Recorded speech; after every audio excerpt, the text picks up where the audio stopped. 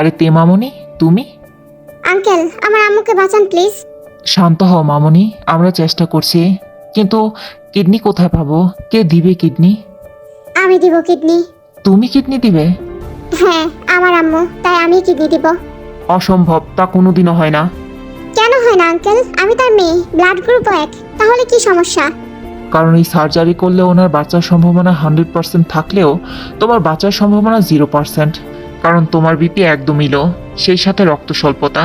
আর একটা MBBS student হয়ে তুমি নিশ্চয়ই জানো সার্জারি করতে হলে প্রেশার নর্মাল করে নিতে হয়। তোমার বিপি তো কখনোই নর্মাল হয় না। আর তোমার ইমিউনি সিস্টেমও একদম দুর্বল। একজনকে বাঁচাতে গিয়ে আমি অন্যজনকে মারতে পারি না। আমি মরলে মরবো, কিন্তু আমার আম্মুকে বাঁচাও। না, কখনো না। আর তুমি বোধহয় ভুলে যাচ্ছ যে তুমি কাকে বাঁচাতে চাইছো। না জেহব আঙ্কেল, আমি ভুলিনি।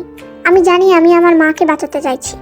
আমি জানি না কোনো মা বাবা তাদের সন্তানের সকল ভুল মাফ করতে পারে কিনা। আমি জানি না কোনো সন্তান মা বাবার সকল ভুল মাফ করতে পারে কিনা। আমি কেবল এটা জানি যে মা বাবাই হয়, ভালো মন্দ হয় না। তুমি এই কথা বলছো? আম্মুর কিছু হয়ে গেলে আমি কেবল আমার আম্মুকেই না, আমার বাবাকেও হারাবো। কারণ আমার বাবা আম্মুকে অসম্ভব ভালোবাসে।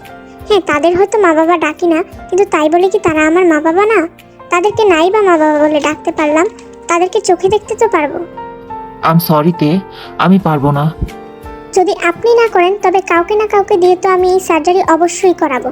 আমার আম্মুর তো কিছু হতে দেব না, কিন্তু তখন আপনার কি হবে? আমি আপনাকে ধ্বংস করে দেব।